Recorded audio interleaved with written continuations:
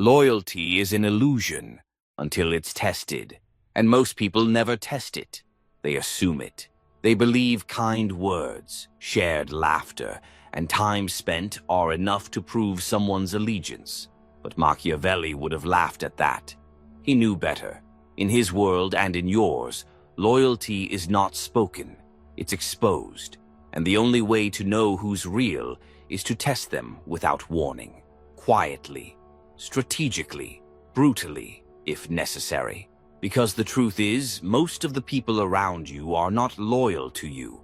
They're loyal to the benefits of being near you, your strength, your status, your attention. And once that benefit disappears, so do they. Machiavelli believed that real loyalty reveals itself not when things are calm, but when there's something to lose. That's why he devised tests, small, calculated disruptions, not to hurt others, but to uncover them. You don't ask someone, "Are you loyal?" You put them in a position where loyalty costs them something. That's when the mask slips. The first test is this: withdraw the spotlight. Stop praising them. Stop giving them your attention. Stop validating their existence in your world, just for a while. Watch how they respond. If they grow distant, bitter, cold, or begin aligning themselves more closely with others, they were never with you. They were with the feeling you gave them. That's not loyalty. That's ego addiction. And Machiavelli knew the ego-addicted are loyal only to their own reflection in your eyes. True allies do not vanish when the applause stops. They do not require your light to feel their worth. In fact, when you withdraw, real loyalty leans in. It checks on you. It holds position. But the false? They evaporate. Or worse, they find someone else to orbit, someone more useful in the moment. Let them go. You didn't lose them. You revealed them. The second test is even subtler. Introduce uncertainty. Speak about a major decision you're making, a risky move, a new direction, something that signals change. Now watch their reaction. Are they supportive, or do they suddenly become cautious, critical, overly concerned? Machiavelli would say, "The loyal encourage boldness. The disloyal disguise fear as advice." Because what this test does is threaten their comfort. If your change creates distance or elevates you beyond them, their insecurities begin to rise. A real friend adapts to your growth. A fake one tries to anchor you to where they felt safest beside you. They won't oppose you directly. Instead, they'll use words like, "I just don't want you to get hurt," or "Are you sure this is smart?" But underneath, what they're really saying is, "Don't outgrow me. This is the moment where you must become surgical. Observe, don't respond. Let them talk." The more they speak, the more they reveal whether they're protecting you or protecting their own place in your shadow. The third test is simple but brutal. Go silent, not as a game, not to punish, but to create space. See who steps in and who disappears. Machiavelli would say, the absence of presence reveals the presence of absence. The ones who only show up when you're visible, when you're shining, when you're posting, talking, entertaining, those are spectators, not supporters. Real loyalty is quiet. It notices your silence. It reaches out without needing an audience. It's the voice that says, "You've been distant. Are you okay?" Not, "Why aren't you responding to me?" This test hurts because it breaks your illusion of mutual care, but illusions are dangerous, and Machiavelli knew that the greatest threat to any ruler was not the army outside the gates. It was the betrayal waiting inside. So you must treat your life like a kingdom, and not everyone deserves a place in the castle just because they smiled at the gates. The fourth test: put yourself in a position of temporary weakness. Let them see you unsure, struggling, needing help. Don't make it dramatic. Just let them see a moment where you don't have the answers, where your usual strength slips, and then observe. This is where loyalty either sharpens or shatters. Some people are only loyal to your strength. They worship the image of you, not the reality. The moment they see a crack, they step back, not out of concern, but because your weakness makes them uncomfortable. Why? Because they were never supporting you. They were using your strength as a ladder. If that ladder breaks, they move on to the next one. Machiavelli would say, "The one who stays when the palace shakes is the only one worthy of standing beside you when it's rebuilt." And finally, the fifth test, the coldest and most powerful of them all. Give them an opportunity to benefit by betraying you. Subtle, strategic, not extreme, but real. Something that tempts them. A moment where choosing themselves over you brings them advantage. Watch closely. Do they warn you in advance? Do they hide it? Do they justify it after? Or do they come to you first with clarity and honesty? This test doesn't just reveal their loyalty. It reveals their values.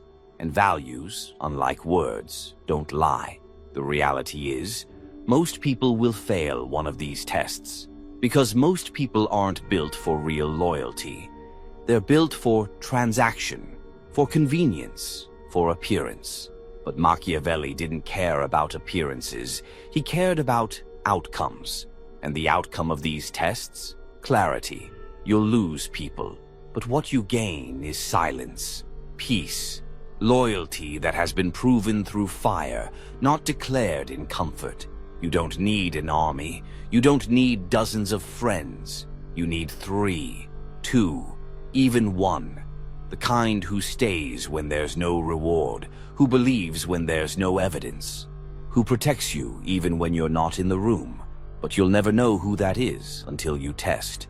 Most people go their entire lives surrounded by shadows, people who nod when they speak, laugh when they succeed, disappear when they suffer. They call this friendship. They call this loyalty. But Machiavelli would call it what it truly is: camouflage. A soft theater of affection masking a battlefield of quiet self-interest. And unless you're willing to step back and test these figures, you'll spend your life building on sand, trusting loyalty that was never there, and exposing your plans to people who are waiting to use them. When you test someone, you're not being cruel. You're being responsible. You're not creating betrayal. You're revealing it. That distinction is everything. Because people will try to guilt you, say you've changed, say you're cold now, say you don't trust them. And they're right. You don't. Not until they've earned it. Not until they've passed what Machiavelli would call the necessary trials of allegiance. You don't hand out trust like candy. You make them fight for it, not with words, but with consistency. There's something unsettling that happens when you begin applying these tests. The faces you thought were solid start to melt. The tone of conversations shift. People start questioning your intentions. Why? Because when someone benefits from your ignorance, your awareness becomes a threat. They feel it. The shift in you, the precision, the withdrawal. And if they're guilty, they won't confess. They'll retaliate, not with violence, but with subtle undermining. That's how you know the test worked. See, a fake friend is not always a snake. Sometimes they're just soft. They crumble under pressure. They change direction when winds shift. They need you to be a version of yourself that's convenient for them. And the moment you move, grow, or harden, they begin to retreat. Machiavelli would say, "The weak will always mistake strength for cruelty." This is where most people fail. They pass the test, they see the truth, and still they stay, out of nostalgia, out of fear, out of that old, deadly question. But what if I'm wrong? You're not. When your gut tightens, when your energy drains around them, when your victories feel like something you need to hide, you already have your answer. You're just delaying the consequences. Machiavelli wasn't interested in comfort. He was interested in control, and control requires clarity. You cannot afford to guess where someone stands, not if you're building something, not if you're climbing, not if your words carry influence. Your time carries weight, and your silence carries power. You must know who is beside you. Not imagine, not hope, not assume. Know. And here's the paradox. Once you begin living this way, strategically, observantly, ruthlessly, the right people reveal themselves too. It's not all betrayal. The silence exposes the loyal just as sharply. When you withdraw and someone steps forward, not for themselves but for you, that's real. That's not performance. That's alignment. And it doesn't come often. When it does, protect it like gold, because you'll start to realize one loyal person is worth more than 100 convenient ones. You'll also realize something else. Loyalty isn't loud. It doesn't broadcast itself. It doesn't need to. Loyalty is consistent. It's calm. It doesn't need proof because it's built on presence. When someone is truly on your side, you feel it, not just when you're winning, but when you're uncertain, quiet, distant. They don't vanish. They stay. Not always perfectly, not always loudly, but they stay. The beauty of Machiavelli's tests is that they don't require confrontation. No shouting, no arguments. Just patterns, silence, withdrawal, opportunity, and then observation. Let others reveal themselves. Let their loyalty, or their lack of it, speak louder than their words ever could. Most people are terrified of this. They don't want to know. They'd rather live in illusion than cut someone off. But every day you keep a disloyal person near you, you're not protecting them. You're betraying yourself. Loyalty is a fortress, and every false friend inside that fortress is a crack in the foundation. You don't fix cracks with paint. You fix them by tearing out what's weak and rebuilding with stone. So begin, quietly, precisely. Pull away. Hold space. Make moves that create friction, not because you're trying to destroy the relationship, but because you're testing what holds it together. The right ones will hold, the wrong ones will fall, and when they do, let them. No explanations, no apologies, just silence. That silence, that's your crown. Wear it, move forward. There's a strange peace that settles in when the wrong people leave your life. Not immediately. At first it feels hollow, like something is missing. But that absence isn't emptiness. It's clarity. It's space being created for what's real, for what actually strengthens you. And Machiavelli would say, power doesn't grow in crowded rooms. It grows in clean ones. Every false friend removed is not a subtraction. It's a purification. You're not getting rid of support. You're removing distortion. Because when someone's loyalty is fake, their presence isn't neutral, it's corrosive. Every time they speak, they blur your vision. Every time they nod, they dull your edge. Every time they smile, they make you hesitate. And hesitation is death, not just in war, but in life, in ambition, in strategy. That's why you test. Not because you enjoy it, not because you want to be feared, but because you have things to protect, your energy, your time, your legacy. And those who are not truly with you are quietly against you. Maybe not intentionally, but their weakness will eventually collide with your strength. And when it does, they'll either retreat or betray. So you make the tests part of your process. You normalize it, not just once, but regularly. Loyalty isn't something you verify once and then forget. It's something you keep checking, like security at the gates. Machiavelli's greatest fear wasn't the rebellion of strangers. It was the quiet ambition of those inside the circle. And history proved him right. Again and again, empires fell not from invasion, but from decay within. Friends turned rivals. Allies turned enemies. Why? Because no one noticed the shift in time. Or worse, they noticed and stayed silent. But you won't, because now you're not just observing, you're orchestrating. When you speak of uncertainty, you're watching reactions. When you pull back, you're noting who follows and who fades. When you expose vulnerability, you're testing their motives. When you provide opportunities that could benefit them at your expense, you're watching where their loyalty bends. And all the while, you remain silent. Calm, surgical. That silence is your advantage. The moment you accuse someone, They have room to lie, to spin, to defend. But when you simply watch, you see the truth. People reveal themselves most when they think they're unobserved. So become the mirror they don't know is watching. Become the silence that hears more than words, and never explain your tests. Once they're aware, the result is corrupted. Now, here's where most people get caught. They think loyalty is about how someone treats them. But it's more than that. It's how someone treats your name when you're not there. How they speak about you in a room full of critics. How they move when power shifts. Loyalty is proven most when you are absent, in title, in influence, in advantage. So if you're ever unsure, step out, vanish, watch the dust settle, and then see who's still standing by you when there's no benefit to gain. This mindset is rare, because most people are desperate to belong, to be liked, to be surrounded. But Machiavelli didn't write for the desperate, he wrote for the dominant. And dominance isn't found in company, it's found in control. The more selective you are with your alliances, the more dangerous you become. Because now your circle isn't just full, it's fortified. It's loyal by design, not by accident.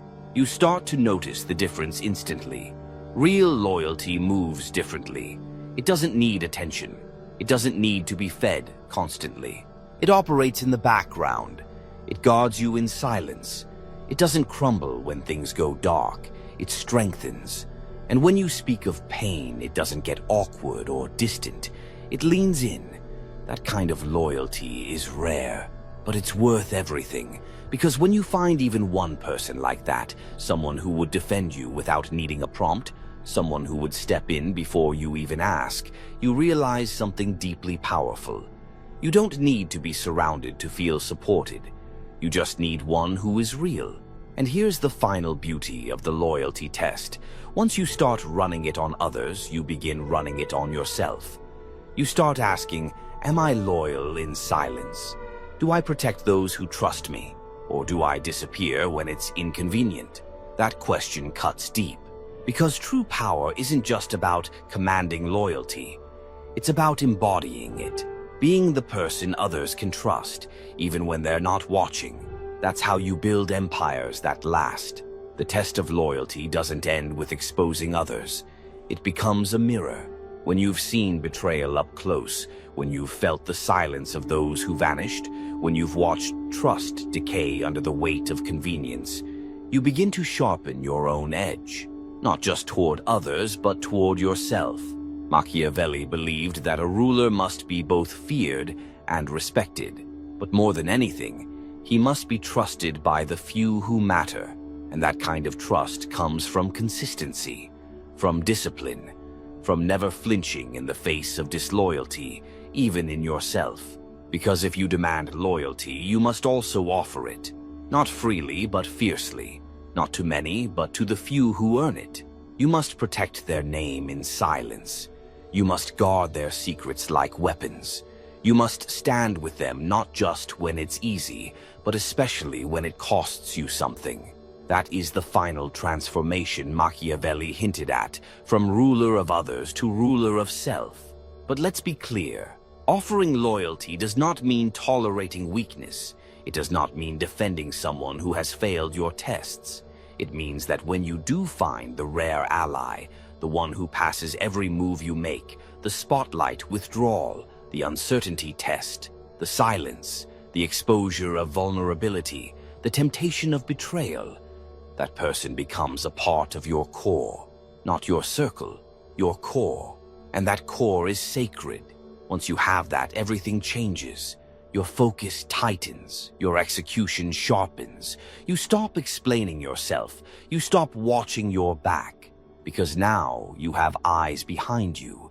You have someone who doesn't just clap for your victories. They guard the space around you so you can win uninterrupted. Someone who doesn't compete with you silently while pretending to cheer. Someone who doesn't see your fall as a moment to rise above you.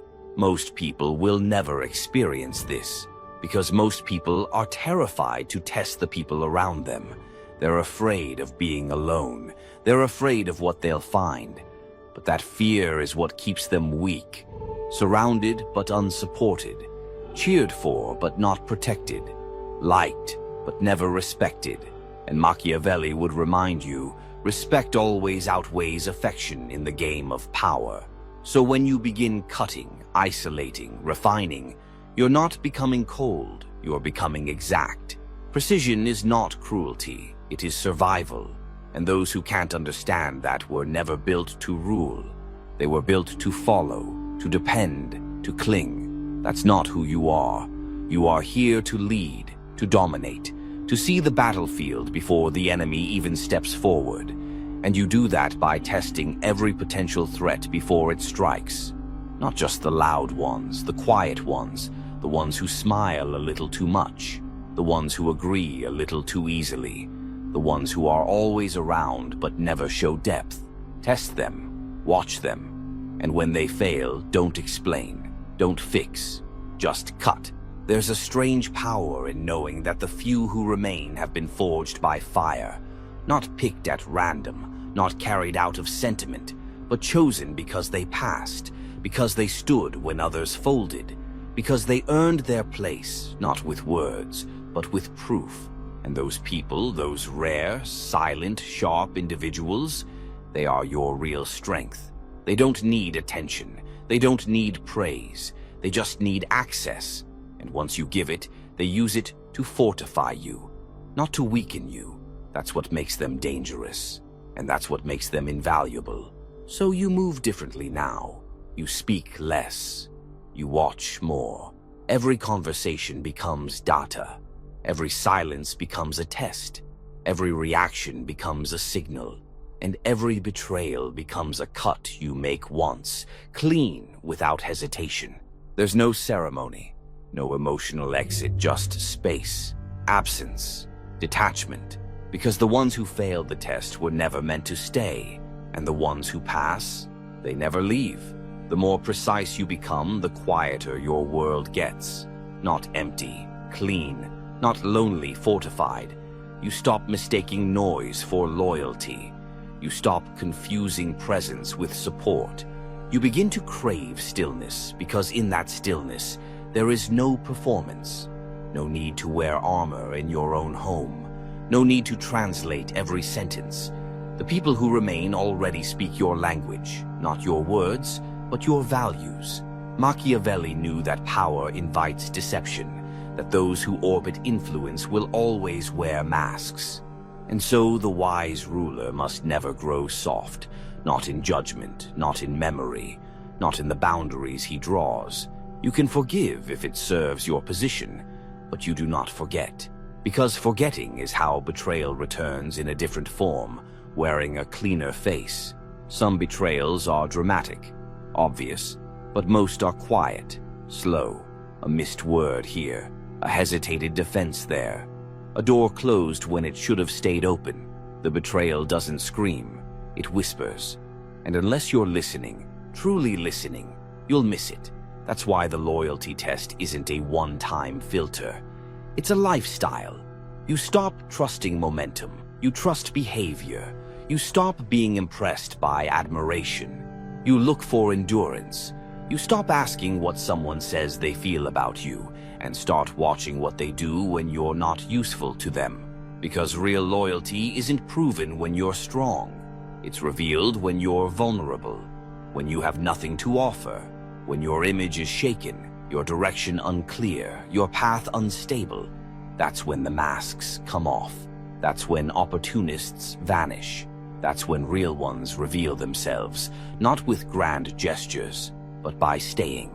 And the moment you see someone fail one of these loyalty tests, even subtly, do not second-guess it. Don't justify it with history. Don't soften it with empathy. You saw the crack. Believe it. Cut before it deepens. Because Machiavelli understood that the ones who betray you most brutally are always the ones you gave too many chances. This is where people weaken. They hesitate. They hope the disloyal will change, that this time will be different, that it wasn't intentional. But understand this. Loyalty is not an accident. No one is loyal by mistake. If they were disloyal under pressure, they will do it again. All it takes is the right opportunity. So the cut must be clean. No explanations, no grand final talk, no warnings.